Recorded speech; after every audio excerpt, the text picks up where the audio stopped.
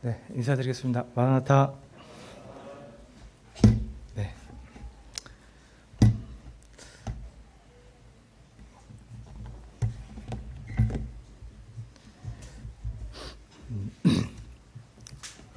오늘은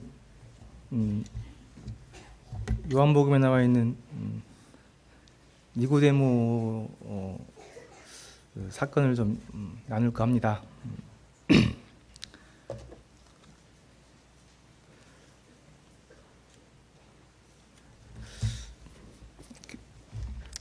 수요일날 어떤 말씀을 나눠야 될지 아직 정하지를 못했습니다. 아직 부정해서 어떻게 할까 하다가 일단 공부해놨던 요한복음에 나와 있는 말씀들을 좀 나눌까 해서 준비했습니다. 준비하다 보니까 왠지 오늘은 복음 시간이 될 것 같은 그런 좀 분위기도 있더라고요. 그래서 살짝 복음에 관한 말씀일 수도 있을 것 같습니다.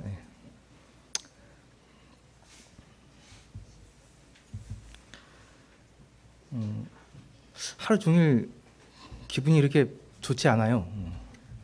희한해요. 이제 이쯤 됐으면 이제 그냥 할 만도 한데 약간 이 자리가 상당히 괴로운 자리입니다. 괜히 그냥 아무 이유 없이 별로 안 즐겁고 그렇습니다. 제목은 물과 성령으로 거듭남이라고 지어봤습니다. 그림을 참고하셔가지고 우리 왼쪽에 있는 분이 니고데모 같은데요. 나이를 한번 생각해 보십시오.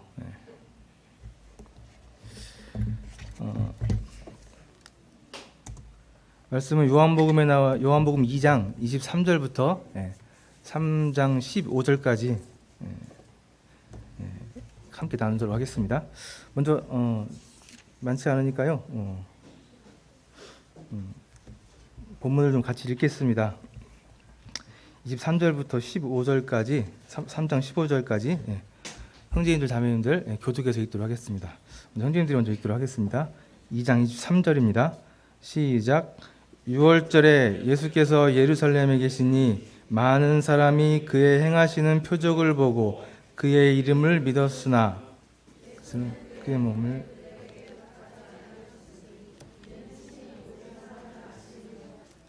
또 사람에 대하여 누구의 증언도 받으실 필요가 없었으니 이는 그가 친히 사람의 속에 있는 것을 아셨음이니라.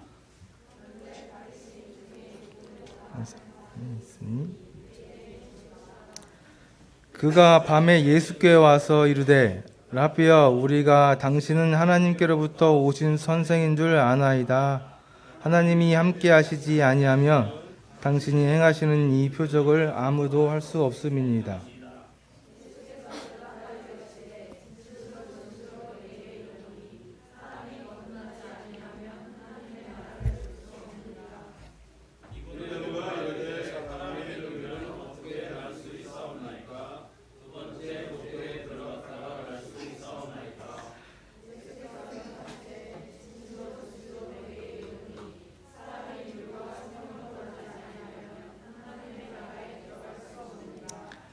육으로 난 것은 육이요 영으로 난 것은 영이니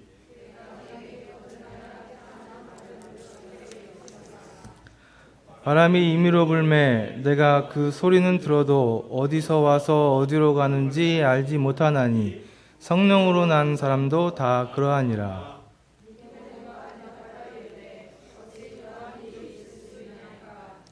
예수께서 그에게 대답하여 이르시되 너는 이스라엘의 선생으로서 이러한 것들을 알지 못하느냐?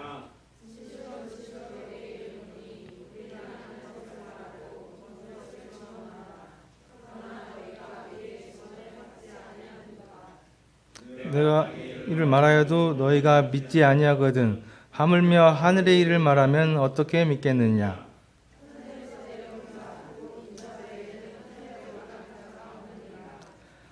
모세가 광야에서 뱀을 든 것 같이 인자도 들려야 하리니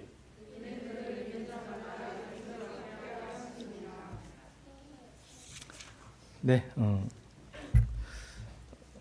원래 성경은 장과 절 구별이 없었습니다. 그냥 이 양피지에 쭉 그 성경 책별로 쭉 적혀 있었던 거예요. 근데 이제 후대에 좀 편의를 위해서 장과 절을 나눈 거예요. 그래서 간혹 이렇게 좀 장과 절이 좀 잘 못 나는 부분들이 있습니다. 여기도 좀 그런 부분인 것 같아요. 23절부터 나와 있는 부분도 함께 3장으로 연결돼 있었어야 더 좀 바르지 않나 싶습니다. 먼저 이 예수님께서 니고데모를 만난 이 사건, 그러니까 더 정확히 얘기하면 니고데모가 밤에 몰래 예수님을 찾아온 이 사건이 언제쯤에 있었는지 좀 아시면 좋을 것 같습니다. 사건을 좀 이해하는데 많은 도움이 될 것 같아요. 요한복음은 1장에 서론이 있고요. 2장부터 표적의 책이라고 해가지고 7가지 표적을 요한이 이렇게 얘기하면서 예수님이 어떤 분이신지 또 어떻게 하면 구원을 받을 수 있는지 이러한 진리에 대해서 표적을 통해서 얘기를 해주십니다. 그래서 표적의 책이라고도 하고요. 그렇습니다. 2장에 첫 번째 표적이 나오는데요. 잘 아시는 것처럼 가나안의 혼인잔치 표적이 있습니다.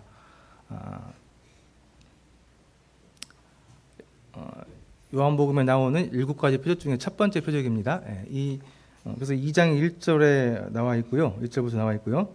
그 다음에 이제 예수님께서 성전에 가셔서 성전을 정화시킨 사건이 나옵니다. 13절부터 나오고 있고요.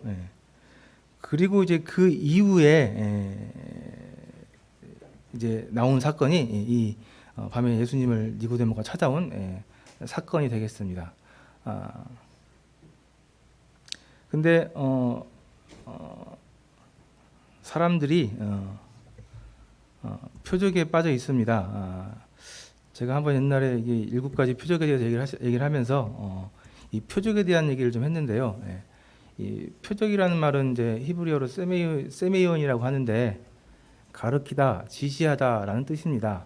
그러니까 표적이죠. 뭔가를 가르치는 겁니다. 그래서 뭔가를 상징적으로 가르치는 건데, 그러니까 좀 더 쉽게 설명하면은 제가 저기 프로젝터를 이렇게 가르쳤죠? 그러면은 제가 가리키는 거는 저 프로젝터죠. 그렇죠? 예, 그렇습니다. 근데 제가 가리키는 건 이 손가락으로 가르쳤죠. 그래서 이 손가락이 가르치는 이 표적이 가르치는 것은 저 프로젝터잖아요. 그러니까 제가 가르치는 건 저 프로젝터예요. 그죠?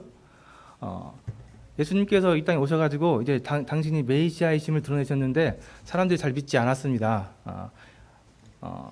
그래서 예수님께서는 당신이 예수님인 걸 증거했어야 되는데 그 방법으로 표적들을 이렇게 나타내셨어요. 구약에 메시아가 나타날 건데 그분은 놀라운 표적들을 나타낼 것이다라는 그런 말씀이 있었기 때문에 표적을 많이 나타내셨습니다. 근데 시대적으로 이 지금 시대가 유대인들에게는 상당히 어려운 시대였습니다. 정치적으로 로마의 이러한 지배를 받고 있고 왕이라고 세워진 이 헤롯이라는 왕들은 이스라엘 정통 왕들이 아니고 다른 족속, 다른 이방인 왕들이었죠. 그래서 자존심이 있는 이 유대인들에게는 상당히 어려운 상황이었습니다. 정치적인 건 물론이고 경제적으로 상당히 어려웠습니다. 그래서 이들에게는 이 시대 때에 간절히 원하는 게 있었는데 그게 메시아였습니다.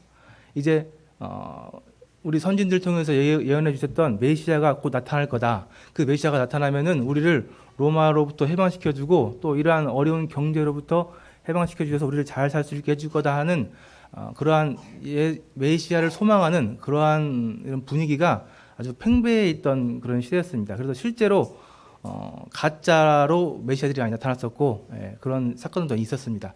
그 와중에 예수님께서 나타나셔서 예수님께서 많은 표적들을 이렇게 나타내시면서 당신이 메시아임을 나타냈습니다. 그런데 이상하게 사람들은 이 예수님보다는 예수님이 나타내는 이 표적에 집중해서 이 표적을 쫓아가기 시작했습니다. 아까 얘기한 것처럼 이렇게 제가 가르쳤으면은 저 프로젝터가 중요한 건데 프로젝터보다는 제 손가락을 보고 손을 이렇게 두셨다는 얘기죠. 그래서 이거가 잘못된 거죠. 물론 그 나타나는 표적들이 놀라운 기적들이고 또 많은 이익을 주는 표적들이었기 때문에 그 표적을 쓸 수는 있지만은 그것은 단순히 그냥 표적 가르치는 것뿐이고 진짜는 예수님이었잖아요. 예. 근데 그들은 예수님에 집중하기보다는 예수님이 나타내시는 그 표적에 빠지면서 잘못된 방향으로 가고 있었습니다. 그래서 오늘 본문 말씀을 보면요, 23절에 보니까요, 6월절에 예수님께서 예루살렘에 계시니 예수님께서 6월절에 예루살렘에 올라오셨는데 6월절 기간에 예루살렘에 계셨단 말입니다. 많은 사람들이 그의 행하시는 표적을 보고 그의 이름을 믿었으나 예수님께서 6월절 기간에 이 예루살렘에서 성경에는 나와 있지 않지만 많은 표적들을 행하셨습니다. 근데 그것들을 보고 사람들이 예수님의 이름을 믿었다는 얘기입니다. 말씀해 보니까요. 그래서 표적이 가르치는 예수님이 중요한데 그 당시에 이스라엘 사람들은 정치적으로 어려움들 또 경제적으로 어려운 것들 또 자기 그 현재 삶의 어려운 것들을 보면서 예수님이 나타내시는 그 놀라운 기적들 그 표적들에만 관심이 온통 있었던 그런 상황입니다. 24절 말씀에 보니까요, 예수는 그의 몸을 그들에게 의탁하지 아니하셨으니 이는 친히 모든 사람을 아심이요.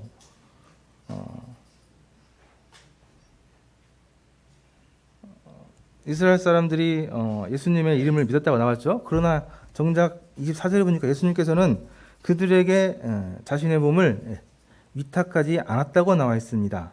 그렇게 하신 이유는 친히 모든 사람을 아셨기 때문이라고 나와 있습니다.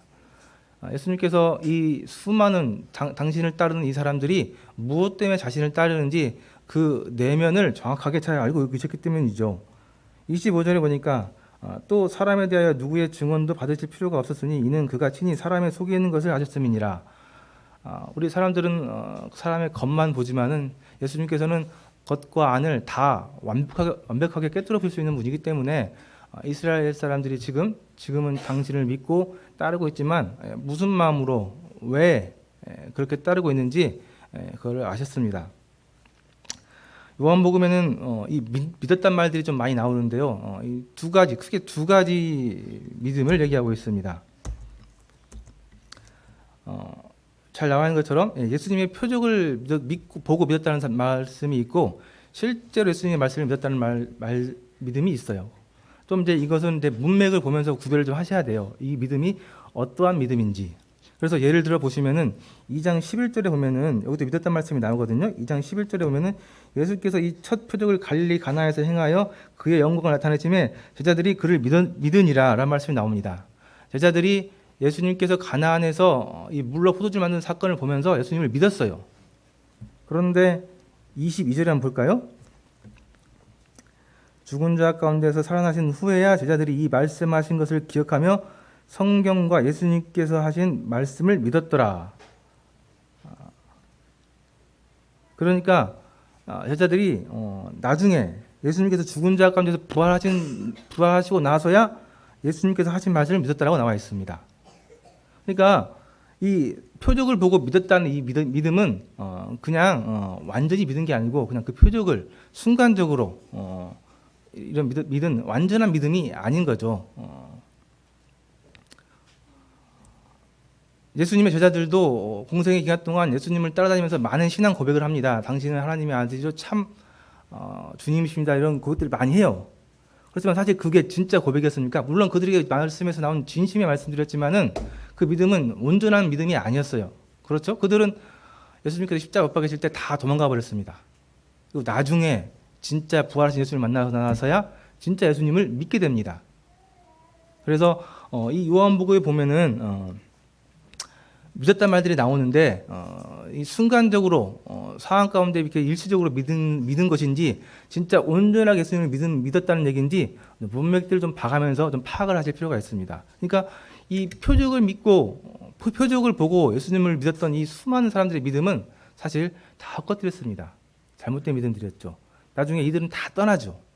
예수님께서 더 이상 그들에게 먹을 것을 주지 않고 그래서 예수님께서 상황이 어려우실 때 이들은 다 떠나게 되고 진리의 말씀, 그들이 인정할 수 없는, 인정하기 어려운 진리의 말씀들을 전하기 시작하실 때 이 수많은 사람들은 다 떠나게 됩니다.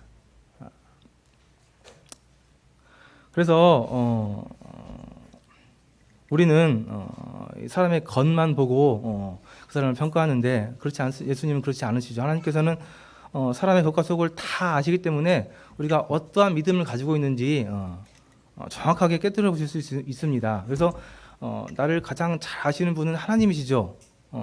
저도 깜짝깜짝 놀랍니다. 나에게 이러한 면이 있었는지, 내가 이런 사람이었는지 많이들 놀라시죠. 예. 저는 정말 제가 그런 모습인지 상상도 못했는데 살다 보니까 그런 모습도 나타나고 하면서 내가 이런 사람이었구나. 난 정말 나를 안다고 했는데 정말 모르는구나. 그죠? 예. 의외로 우리는 우리 자신들을 잘 모르고 있고 또 어떻게 보면 우리 스스로를 속이는 가운데 많이 살아가고 있습니다. 그래서 우리가 참 주님 안에서 생활하시면서 하시는 수많은 이들 가운데 우리가 정말 믿음 가운데 하고 있는 것들이 있고 때로는 나를 위해서 나의 영광을 위해서 또 나를 드러내기 위해서 하고 있는 그러한 일들이 있을 수 있다는 겁니다. 그래서 그런 부분들을 항상 주님 안에서 어떻게 보면 두려운 마음으로 살피고 또 살펴야 된다고 말씀하고 있는 것 같습니다. 항상 믿음에 있는지 시험해 보라고 예수님께서 말씀하고 계시잖아요. 옛날에 그런 노래가 있었죠. 타타타라고 혹시 아세요? 내가 너를 모르는데 나들 너를 알겠느냐. 참 지금 생각해보면 참 명노래인 것 같아요. 정말 모르겠습니다. 제가 어떤 사람인지. 정말 나를 가장 잘 아시는 분은 정말 하나님 한 분밖에 없는 것 같습니다. 어쨌든 예수님께서는 그때 이 당시에 수많은 사람들, 예수님을 따르는 수많은 사람들이 다 자신을 온전히 따르는 사람이 아니라는 것을 아셨습니다. 이런 와중 가운데 3장에 가서 이제 니고데모가 예수님을 찾아옵니다. 근데 이 니고데모는 먼저 말씀드리면 이 수많은 사람들을 대표하는 사람입니다. 이 사람이라는 말들이 많이 나오는데요. 23절에 보면 많은 사람이라는 말이 나옵니다. 24절에 보면 모든 사람이라는 말이 나오고 25절에 보면은 사람에 대해서 사람이라는 얘기들이 나와요. 그러면서 3장 1절에서 보니까 바리새인 중에 니고데모라 하는 사람이라는 말이 나옵니다. 그러니까 이게 떨어져 있는 게 아니에요. 계속 이 사람이 쭉 연결돼서 나오는 그런 말입니다. 그래서 이 니고데모는 이 수많은 사람들, 예수님께서 인정하지 않는, 그들의 믿음을 인정하지 않는 이 수많은 사람들 대표인 거예요. 그래서 예수님께서는 이 니고데모를 통해서 그 수많은 사람들에게 이 말씀을 하고 계시는 겁니다. 그걸 또 어떻게 알 수 있냐면은 2절에 보면요. 2절에 보면은 그가 밤에 예수께 와서 이르되 랍비여 우리가 당신을 하나님께로부터 하면서 우리란 말을 씁니다. 우리. 그죠? 2절에 보면요. 우리란 말을 씁니다. 그래서 이 수많은 사람들을 대표하는 사람으로서 얘기를 하고 있는 것으로 이렇게 우리가 해석할 수 있습니다. 이 요한복음은 이 사도 요한이 아주 굉장한 그 고난이도의 그런 계획을 가지고 또 철저하게 단어 하나에 신경 써서 의미를 가지고 계획적으로 쓴 책이기 때문에 이 구성이나 단어 하나하나가 그냥 예사 그런 단어가 아닙니다. 그래서 이런 것들이 다 계획되어 있고 그 계획 안에서 이렇게 좀 쓰여진 책들이에요. 그래서 이 니고데모는 이 앞에서 얘기했던 예수님께서 그 믿음을 인정하지 않았던 수많은 사람들 대표하는 사람으로서 이렇게 나오는데요. 이 니고데모는 최고의 사람이었습니다. 바리새인이었죠. 바리새인이었습니다. 우리들이 말씀을 통해서 바리새인에 대한 얘기 많이 들었죠. 바리새인 하면 좀 어떤 생각이 드세요? 좀 부정적이죠. 그렇죠. 근데 사실 바리새인이 그렇게 부정적인 사람들이 아닙니다. 이 사람들 정말 대단한 사람들이에요. 경건주의의 사람들이고요. 하시딤이라고 해가지고 이 경건주의자들 중에 나온 한 파인데, 예수님 당시 이 당시에는 이게 파가 네 가지 파가 있었어요. 우리나라도 지금 뭐 여러 파가 있는 것처럼 사색이라고 하는데, 사당파라고 하는데, 바리새인들이 있었고 사두개인들이 있었고 에세네파, 그다음에 열심당원, 총 네 가지의 노선을 가진 파들이 있었어요. 그 중에 이제 지도계층, 좀 유력한 층으로는 이 바리새인들하고 사두개인이 있습니다. 제가 준비를 했을 텐데, 여기 있네요. 좀 알아두시면 좋을 거예요. 좋습니다. 이 당시에 이 파가 네 파가 있었는데, 이제 그 중에 이 지도층에 속하는 이 파 두 파가 있는데, 이 바리새인하고 사두개인입니다. 이 바리새인들은 어원이 분리된 자라는 뜻이고, 사두개인은 어려운 자들이라고 하는데 좀 구성이 달라요. 바리새인들은 계층이 평민이나 중산층에서 나온 사람들이고요. 이 사두개인들은 대제사장, 제사장 가문이나 귀족들 중에서 나온 사람들이에요. 그리고 이 바리새인들은 아주 완벽한 율법주의입니다. 율법을 철저하게 지켜요. 율법을 성경에 나와 있는 율법을 613개로 쪼개가지고 그 율법을 하나하나 철저하게 완전히 지킵니다. 그래서 이 사람들이 대단한 사람들인 거예요. 613개나 되는 율법을 평생 철저하게 지키는 일이 쉬운 일일 것 같아요. 얼마나 대단한 사람들인지 몰라요. 그래서 사도 바울은 빌립보서 3장에 보면은 이 사람들을 보고 겉으로는 완벽한 흠이 없는 사람들이라고 얘기를 해요. 사도 바울이 겉으로 흠이 없을 정도라고 얘기를 했다면 이 사람들이 얼마나 대단한 사람들인지 우리가 가늠해 볼 수가 있습니다. 이 사두개인들은 대신 이제 이 성전에 관계된 제사에 관계된 부분들에 이렇게 좀 집중하고 있고요. 바리새인들은 별로 이렇게 정치에는 관심이 없고, 사두개인들은 정치에 관심이 있고요. 그래서 좀 어떻게 보면은 사두개인들은 좀 기존 기득권 사람들이고, 바리새인들은 좀 신진 그런 쪽이 좀 가까워요. 그래서 우리나라로 꼭 굳이 비교하자면은 바리새인 쪽이 더불어민주당, 사두개인이 자한당 정도? 굳이 하자면 좀 그렇습니다. 그래서 사실 이 두 파는 서로 친하지 않아요. 서로 이렇게 친하지 않습니다. 근데 이 국민들은, 그러니까 이스라엘 백성들은 바리새인들을 지지합니다. 이 사람들 훌륭한 사람들이 알기 때문에. 이 사람들 정말 목숨을 걸고 지켜요. 율법을 목숨을 걸고. 실제로 자기 동료들 800명이 죽어나가는 상황에서도 끝까지 저항했던 사람들이고요. 안식일 지키기 위해서 군대에 와서 싸움이 일어나도 뛰지 않습니다. 안식일 뛰지 않기 때문에 다 죽어요. 그냥 정말 대단한 사람들이에요.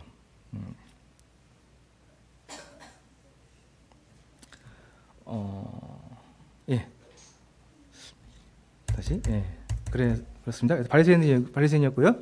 어쨌든 아주 겉으로 완벽한 니고데모가 그런 사람이었다는 거예요. 근데 이 니고데모는 좀 더 나가요. 백성들의 존경을 받는 건 당연하고요. 부자였습니다. 좀 알아보니까 요세푸스 고대사의 유대의 유명한 가문으로 니고데모의 가문인 얘기가 계속 나와요. 그러니까 뭐 역사책에 나올 정도면 상당히 유력한 가문이었던 것 같아요. 그리고 관원이었습니다. 이스라엘의 이 입법, 사법, 행정을 이렇게 총괄하는 사내들인 공회가 있죠. 이 71명의 사람들이 모인 이 회가 있는데 그 사내들인 공회, 그 회원이었습니다. 집도 부자였고요. 나중에 보시면 아시지만 이 나중에 예수님께서 돌아가셨을 때 몰약과 유황을 가져오죠. 100근이나 엄청나게 비싼 거였어요. 100근 가져온 어마어마한 돈입니다. 돈도 많았고요. 또 하나 이 니고데모라는 이름이 헬라식 이름입니다. 백성들을 정복한 자라는 뜻인데요. 헬라식 이름이에요. 그러니까 보통 이스라엘 사람들은 다 히브리어나 아람어로 이름을 만들거든요. 근데 잘 나가는 이 상류층 중에 특히 더 잘 나가는 소수 상류층들은 헬라 문화를 접하고 그 헬라 문화를 공부합니다. 배워요. 그래서 이 헬라식 이름을 가졌다는 것은 그러한 헬라식 문화까지 접할 수 있는 상당히 고위층의 상주에 속했던 그러한 가문으로 볼 수 있는 거예요. 사도 바울도 그랬죠. 사도 바울도 헬라식 그런 교육을 받았던 아주 유력한 잘 나가는 가문 사람이었죠. 정말 대단한 사람입니다. 정말 그 최고의 사람, 그 당시 최고의 사람을 대표할 만한 그런 사람이에요. 더군다나 이 사람은요 겸손한 사람이에요. 겸손해요. 아까 제가 사진에 봤죠. 나이가 한 몇 살쯤 돼 보이시는 것 같아요? 적어도 한 6, 70, 예? 그러겠죠? 예. 꽤 나이가 들어 보이신 그런 나이입니다. 그런 나이임에도 불구하고 예수님을 찾아옵니다. 예수님 찾아와서 뭐라고 하시냐면요, 랍비어라고 합니다. 랍비어. 예수님을 찾아와서 예수님께 랍비어라고 얘기를 해요. 선생님이요 그런 거잖아요. 이 또 나이를 지극히 드신 이 높으신 분이 그러셨던 거예요. 그러니까 이분은 생각해 보세요. 이분은 이렇게 최고의 지위, 최고의 교육받고 또 최고의 그 학식 있는 그런 사람이었는데 한낱 목수의 아들, 뭐 교육이라고는 받아본 적이 없는 그러한 예수님을 찾아와 가지고 선생님 이렇게 얘기했던 분이란 말입니다. 그럼 그만큼 이 굉장히 겸손한 그런 사람이었던 거죠.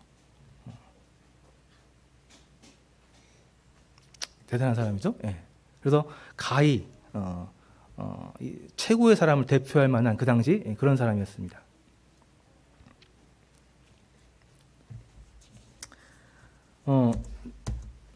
예수님을 니고데모가 밤에 찾아옵니다. 예. 근데 예수님께서는 이 사도행 이 요한복음의 책을 보니까 이 책에서는 니고데모를 밤에 속한 사람으로 이렇게 얘기를 하고 있습니다. 그가 밤에 예수님 찾아왔다고 했잖아요. 예.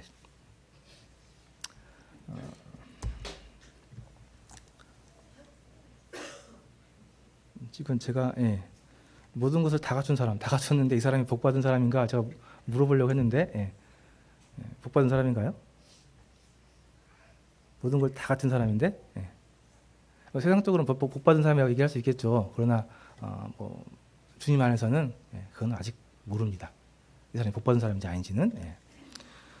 요한복음에서는 이 밤이라는 말이 나오는데 밤이라는 이 말이 하나님을 알지 못하고 떠나 있는 자들이나 그들의 상태를 이렇게 표현하는 말로 나와 있습니다. 그렇게 쓰여요. 그래서 1장에서도 빛과 어둠을 나누면서 이렇게 대조를 시키고요. 또 우리 요한복음 13장 한번 볼까요? 요한복음 13장에 보면은 가룟 유다 얘기가 나오는데요. 요한복음 13장 30절에 보면은 유다가 이제 예수님 그 만찬에서 나가는 그 장면이 있는데 유다가 30절에 보니까 13장 30절에 보니까 유다가 그 주거각을 받고 곧 나가니 밤이러라 하면서 굳이 이 밤이란 말을 이렇게 집어넣으면서 이 밤이라는 것이 이렇게 하나님을 알지 못하고 또 떠나 있는 그 상태를 얘기하는 상징적인 의미로 쓰입니다.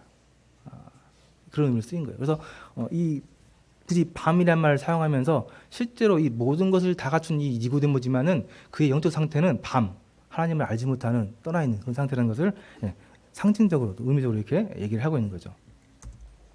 그래서 니고데모는 모든 걸 다 갖춘 사람이지만 영적으로는 이렇게 어두운 밤에 속한 사람이었다는 것을 얘기하고 있습니다. 그래서 이 사람은 아직 하나님을 모르기 때문에 예수님을 모르기 때문에 복 있는 사람은 아닙니다. 근데 이 사람도 보면은 더 놀라운 것은 예수님에 대한 정확한 지식을 갖고 있는 사람입니다. 당신은 하나님께로부터 오신 선생인 줄 아나이다 라고 얘기를 합니다. 그러니까 예수님이 하나님으로부터 온 사람이라는 걸 알고 있었어요. 이분은요. 또 하나님이 당신과 함께 하십니다 라는 말을 고백을 합니다. 그러니까 이분은 이 니고데모는 예수님에 대한 정확한 완벽한 정확한 지식을 가지고 있었던 거예요. 그러나 이러한 예수님에 대한 정확한 지식을 가지고 있다 할지라도 그 사람이 이게 뭐 결론적이긴 하지만 물과 성령으로 거듭나지 않았다면은 이 사람은 구원받지 못한 사람이죠. 그래서 여기 나와 있는 표적을 믿고 따라온 사람들을 대표하는 이 니고데모는 모든 것을 다 갖춘 사람이고 또 더군다나 예수님에 대한 정확한 지식까지 갖춘 사람이지만은 그 사람이 물과 성령으로 거듭나지 않았기 때문에 그 사람은 구원받지 않은 복이 없는 그런 사람이라는 것을 예수님께서 이 요한복음에서 이 사도 요한은 이 책의 말씀 중에서 얘기하고 계시는 거예요. 어떤 의도로 이렇게 쓰는지 좀 이해가 가시죠? 그렇습니다. 그러니까 정말 어떨 때 보면은 분명히 이 사람이 예수님에 대해 잘 알아요. 예수님이 하나님의 아들인 것과 또 하나님이 신이라는 것을 아는데도 불구하고 구원받지 못한 사람들을 보시죠. 그러죠. 그래서 이거는 정말 구원이라는 이 부분은 완전히 하나님의 은혜입니다. 내가 아무리 많은 지식, 아무나 놀라운 뭐 능력, 뭐 지위하고 아무 상관이 없어요. 이거는 내 쪽에서 가는 건 아무 의미가 없는 거죠. 온전히 하나님의 은혜로, 하나님께서 주시는 그 은혜로만 받을 수 있는 것이 구원이라는 것이죠. 그래서 예수님께서는 사도 요한은 이 니고데모의 이런 상황들을 통해서 구원이 무엇인지, 어떻게 하면 구원을 받는지 좀 간접적으로 얘기를 하고 계시는 거예요. 그래서 결국은 물과 성령으로 거듭나야만이 거듭날 수 있다는 것을 얘기하고 계시는데요. 한번 생각해 보시면 좋겠습니다. 니고데모가 밤에 예수님 찾아왔죠. 찾아온 이유가 뭘까요? 이 아무것도 부족한 것이 없는 이분이 밤에 몰래 위험을 무릅쓰고 예수님을 찾아왔던 이유는 무엇일까요?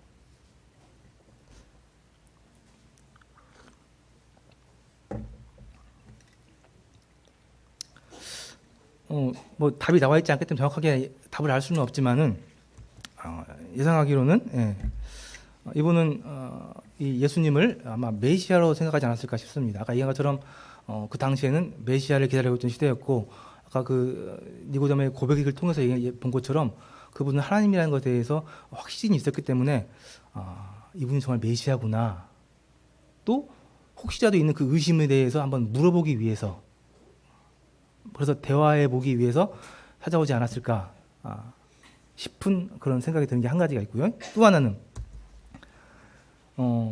많은 것을 배웠고 또 많은 것을 공부하고 알고 있고 정말 뛰어난 지식임에도 불구하고 여전히 그 마음속에는 어떻게 하면 하늘나라에 갈 수 있는지, 어떻게 하면은 구원받을 수 있는지, 이거에 대한 확신이 없었지 않았을까. 그러한 좀 마음의 그런 허전함? 그런 것이 있었기 때문에 이것을 해결하기 위해서 예수님 찾아가지 않았을까 하는 그런 생각, 그런 추측을 좀 해봅니다. 물론 이제 둘 다일 수도 있을 것 같기도 하고요. 또 뭐 다른 이유가 있을 수 있기도 하는데요. 정말 아무 아쉬울 것 없는 이분이 이렇게 하실까 하셨던 이유는 분명히 이런 자기 내면에 뭔가 그런 게 있었기 때문에 예수님을 찾아갔을 것 같아요. 그래서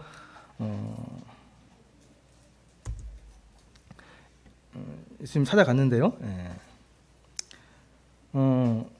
예수님에 찾아가서 니고데모가 고백하죠. 당신은 정말 선생인 줄 아나이다. 하나님께로부터 오신 선생인 줄 압니다. 당신과 함께 하나님이 하시지 않으면은 이 수많은 표적을 행할 수가 없습니다 하면서 그런 고백을 하는데요.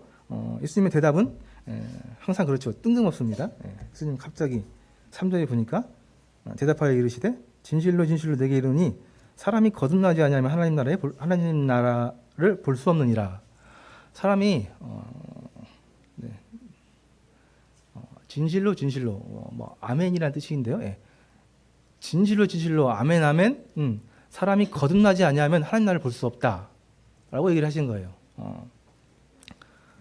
거듭남, 뭐 원어를 찾아보니까요, 아노덴이라는 말입니다. 다시란 뜻이 있고요, 위로부터, 하늘로부터라는 뜻이 있습니다. 두 가지 뜻이 있는데요. 거듭남, 그러니까 다시 태어나는 걸 얘기하는데 어떻게 태어나는 거예요? 하늘로부터, 위로부터 다시 태어나는 것. 그런 의미를 가지고 있다는 겁니다. 아노덴이라는 단어인데요. 거듭남, 거듭남에 대한 얘기를 합니다. 그래서 이 거듭났다는 얘기는 다시 우리가 창조 때에 하나님으로부터 생명을 받고 새롭게 태어난 것처럼 다시 뭐 고치거나 뭐 새롭게 다시 뭐 이렇게 수선하고 그런 차원이 아니라 다시 하늘로부터 온전히 다시 태어나는 것. 창조의 사람이 만들었던 것과 똑같이 그것과 같이 다시 하나님으로부터 받아서 새롭게 태어나는 것. 이런 의미를 갖고 있는 게 이 거듭남 이라는 단어입니다. 이제 문맥상으로 봤을 때는 이 니고데모가 이 거듭남이라는 단어에 대해서 알지 못한 것 같다라고 얘기를 하는데, 다르게 얘기하시는 분들도 계세요. 그 당시에 이미 거듭남이라는 이 단어가 뭐 널리 쓰이고 있었다고 합니다. 그래서 이분이 그 당시 이 거듭남이라는 말에 대해서 알았는지 몰랐는지는 정확히 모르겠어요. 그러나 한 가지 확실한 거는 4절에 보니까요, 어떻게 니고데모가 이르되 사람이 늙으면 어떻게 날 수 있사옵나이까. 두 번째 모태에 들어갔다 날 수 있사옵나이까 하면서 거듭남이란 의미에 대해서 알았든지 못알았든지 중요한 것은 이분은 어떻게 거듭납니까? 이거에 대해서 물어봤습니다. 예수님께. 그러면서 이제 오늘 주제 말씀이 나오죠. 5절에 보니까 예수께서 대답하시되 진실로 진실로 내게 이르노니 사람이 물과 성령으로 나지 아니하면 하나님 나라에 들어갈 수 없느니라. 물과 성령으로 나지 아니하면 하나님 나라에 들어갈 수 없느니라. 뭘 얘기하시죠? 물과 성령입니다. 그렇죠? 물이란 단어를 이렇게 찾아보니까 휘도이라고 해요. 그래서 우리 요한복음 7장 말씀을 한번 보도록 하겠습니다. 물이란 말에 대해서 좀 정확하게 아시기 위해서 요한복음 7장 38절에 보면요.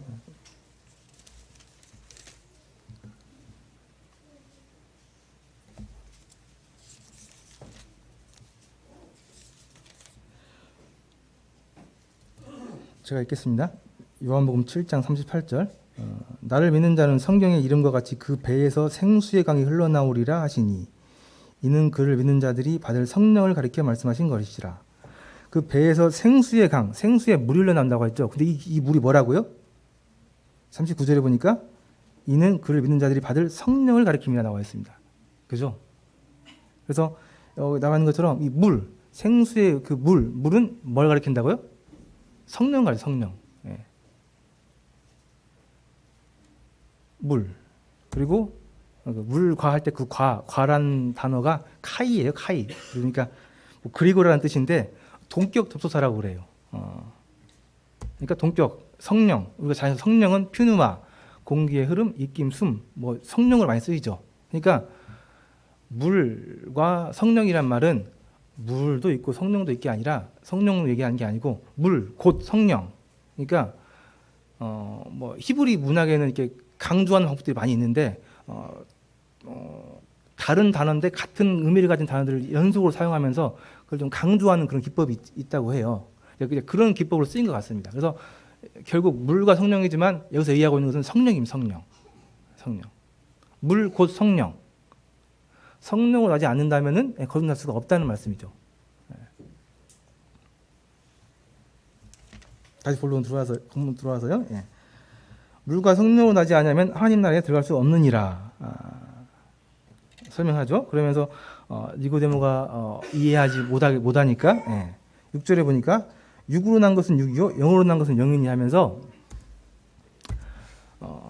이 인간의 두 가지 탄생을 얘기합니다. 첫 번째 탄생, 두 번 태어난다고 얘기를 하죠. 첫 번째는 잘 아시는 것처럼 육으로 태어나는 것, 자연적인 탄생을 얘기합니다. 한번 사람이 태어나는 것. 그러나 또 하나 영으로 태어나는 게 있는데 이것은 영적으로 다시 태어나는 것. 지금 얘기하고 있는 이 구원, 거듭남, 영적인 새로운 태어남, 이걸 얘기하고 있는 거죠. 그래서 이해를 못하고 있으니까 이제 예수님께서 설명하시는 거예요. 육으로 난 것은 육이고 영으로 난 것은 영이다 하면서 태어나는 게 두 번 있다. 영으로 태어나는 게 한 번 더 있다. 이걸 설명을 하고 있는 거죠. 내가 내게 거듭나겠다 하는 말을 놀랍게 여기지 말라. 바람이 임으로 불매 내가 그 소리는 들어도 어디서 와서 어디로 가는지 알지 못하나니 성령으로 난 사람도 다 그러하니라. 9절에 보니까 니고데모가 대답하여 이르되 어찌 그러한 일이 있을 수 있습니까? 이해를 못하고 있는 거죠. 성도님들은 지금 이 말씀 무슨 말씀인지 이해하시죠? 예수님께서 설명하는 이 말씀들이 지금 무슨 말씀하시는지 이해하시잖아요. 그죠? 왜 이해하실 수 있는 거예요, 지금? 성령이기 때문에 그래요. 성령이기 때문에. 그렇죠. 근데 니고데모는 성령이 없어요. 정말 이 뛰어난 사람이, 이 정말 지식이 해박한 사람이 이걸 이해를 못해요. 다시 한번 이 사건을 통해서 얘기하고 있는 것은 이 구원이란, 거듭남이라 한다는 것은 사람의 뛰어남이 있다는 게 아니죠. 일방적으로 하나님께 주시는 그 은혜 가운데 성령을 받은 사람들만이 이해할 수 있는 그런 말씀이라는 거죠. 니고데모가 이해를 못하고 어찌 그러한 일이 있을 수 있습니까? 하면서 10절에 보니까 예수님께서 그에게 대답하여 이르시되 너는 이스라엘 선생이잖아. 선생이면서 이런 것을 모르느냐? 뭐 아마도 뭐 푸념을 좀 이렇게 부사리를 좀 저질렀을지도 모르겠는데 이렇게 얘기한 거죠. 선생이라고 하면서 너는 유대인의 그 선생이라고 하면서 이걸 이해를 못하느냐? 그러면서도 워낙 이해를 못하니까 여기 18절에 나와 있는 것처럼 이 바람을 통해서 성령을 좀 설명도 하시죠. 눈에 보이지 않고 하지만 실제로 있어서 흔적이 있는 이 바람을 통해서 영적인 개념을 설명을 하고 있는데 그러면서 여전히 이해를 못하고 있습니다. 선생님이 없어서요. 그래서 너는 이스라엘 선생님으로서 어떻게 그걸 알지 못하느냐? 예수님 답답해할 만한 이유가 있습니다. 왜 그러냐면 예수님께서는 이 물과 성령에 대해서 이미 구약에서 많은 부분에 대해서 얘기를 했어요. 말씀해 주셨단 말이에요. 그런데 구약 성경책을 그렇게 꿰뚫고 있는, 외우고 있고 통달하고 있는 이러한 선생들이 그 말씀을 이해를 못하고 있는 거예요. 한 가지만 보시면은 에스겔서 말씀을 한번 보도록 하겠습니다. 이 에스겔서에도 물과 성령에 대한 말씀이 정확하게 나와 있거든요. 에스겔서 36장을 보도록 하겠습니다.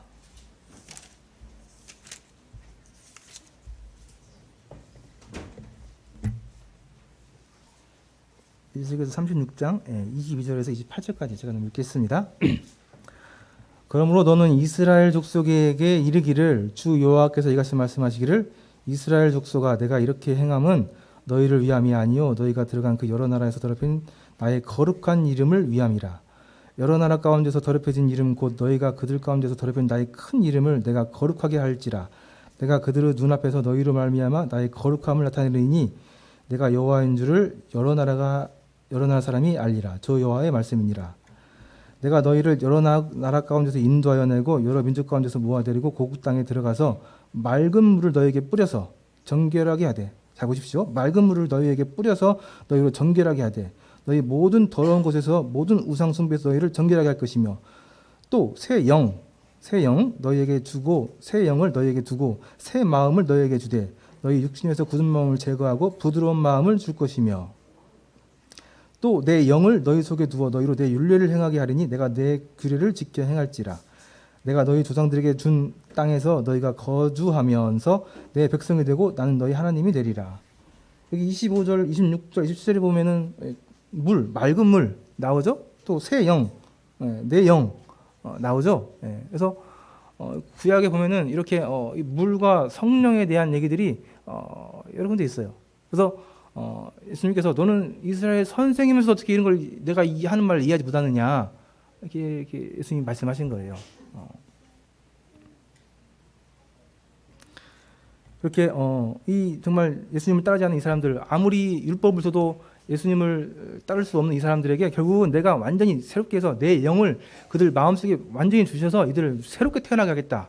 그래서 37절에 보면은 그 마른 뼈들의 부활하는 얘기가 나오죠. 잘 아시는 그 마른 뼈들. 이 마른 뼈들에게 생명이 들어가자마자 이들이 새롭게 살이 붙고 뼈가 연결되면서 그냥 완전히 새롭게 부활한 그런 환상이 나오잖아요. 이 물과 성령을 통해서 새로운 생명이 그들에게 들어가 될 때 일어나는 일.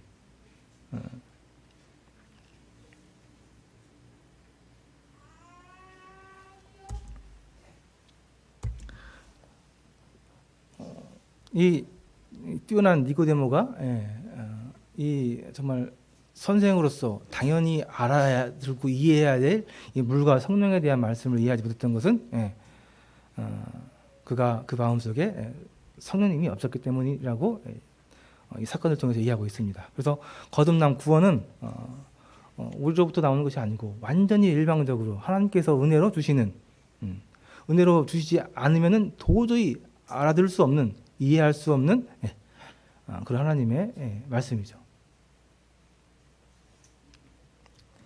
다시 본문으로 돌아가서요.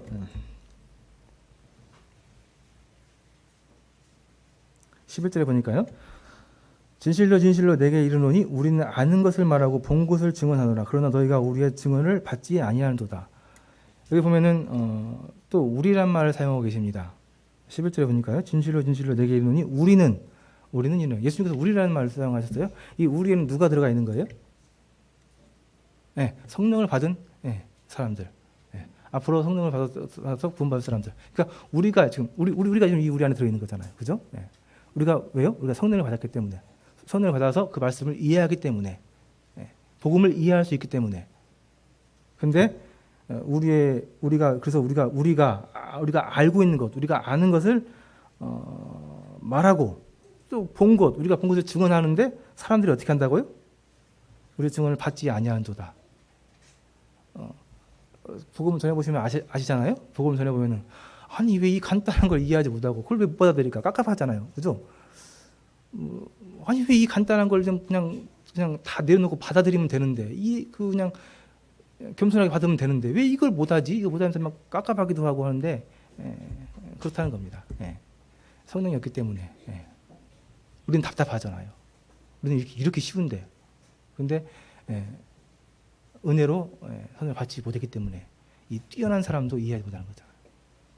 그래서 결국 구원은 거듭남은 겸손한 마음으로 하나님께 은혜로 저에게 깨닫는 성령을 주시기를 간구할 때 하나님 앞에 매달릴 때 얻을 수 있는 게 구원이죠.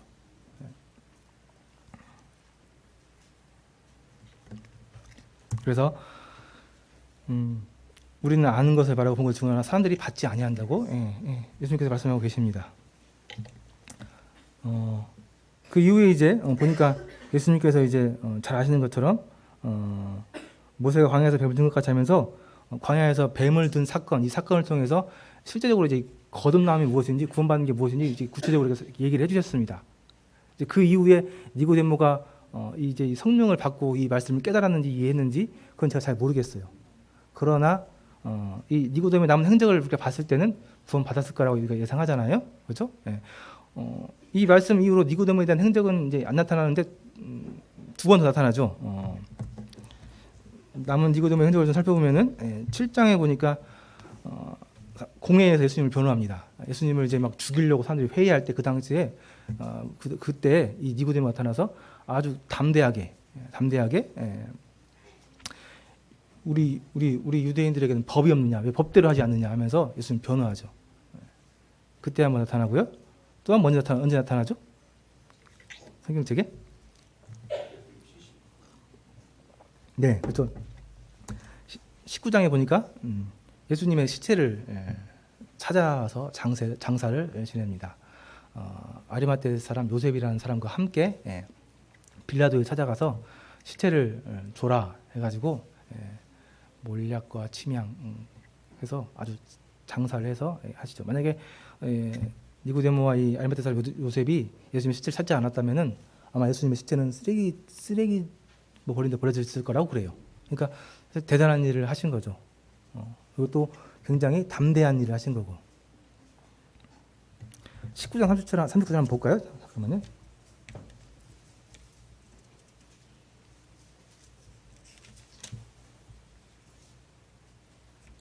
(19장 39절에) 보면은 일찍이 예수께 밤에 찾아왔던 니고데모, 굳이 또 밤에 찾아왔었던 사람이라고 얘기를 합니다. 지금은 이제 아니라는 거죠. 39절에 보니까 일찍이 예수께 밤에 찾아왔던 니고데모도 모략과 침향 같은 것을 100리트라쯤 가지고 온지라. 많이 가져왔다는 소리예요. 아주 비싼 거 많이 가져왔다는 소리. 그래서 이제 이 사람이 더 이상은 밤에 있지 않은 사람이라는 것을 이렇게 얘기하고 있는 거죠. 그래서 이 니고데모는 이렇게 나중에 변화되어서 더 이상 어둠에 있지 않고 예수님을 장사 지내고 또 그분을 다시 거듭난 사람으로 이렇게 그 위에 행적은 나와 있지 않지만은 뭐 어떻게 살았을지 좀 추측할 수 있겠죠. 그렇게 했습니다. 그 뭐 노뱀을 든 사건, 이 사건은 뭐 잘 아시기 때문에 시간도 다 지나가서요. 복음 시간에 더 잘 들으면 좋을 것 같고요. 어쨌든 니고데모는 이제 예수님과 이런 대화, 여긴 나와 있지 않지만은 좀 더 깊은 대화들을 통해서, 특히 이 노뱀에 대한 이런 얘기를 통해서 이 노뱀, 왜 그러냐면 이 노뱀에 대한 얘기가 민수기 21장에 나와 있는데 얘기를 예수님 통해 들으면서 그 장대에 매달린 노뱀이 이 예수님이구나 아마 깨달았겠죠. 깨달아서 이제 아마 구원을 받았을 거라고 이렇게 추측이 됩니다. 물론 이제 이 노뱀 얘기를 잘 알고 있었을 거니까요. 그래서 오늘 이 시간에는 물과 성령으로 거듭난다는 말이 무슨 말인지 성도님들과 한번 니고데모의 이 찾아온 이 사건을 통해서 한번 나눠봤습니다. 중요한 것은 우리가 예수님께서 얘기하신 우리 가운데 들어와 있다는 겁니다. 이렇게 정말 대단한 사람들도 하나님의 은혜를 받지 못하면은 거듭나지 못하는 거잖아요. 근데 참 우리 같은 사람들이 하나님 안에서 은혜를 받아서 거듭났다는 것은, 예수님의 그 우리 안에 들어왔다는 것은 얼마나 참 큰 축복이고 은혜인지 우리가 항상 잊지 않고 감사하면서 살아야 하지 않나 이렇게 생각이 됩니다. 네, 그럼 이상으로 말씀하시도록 하겠습니다.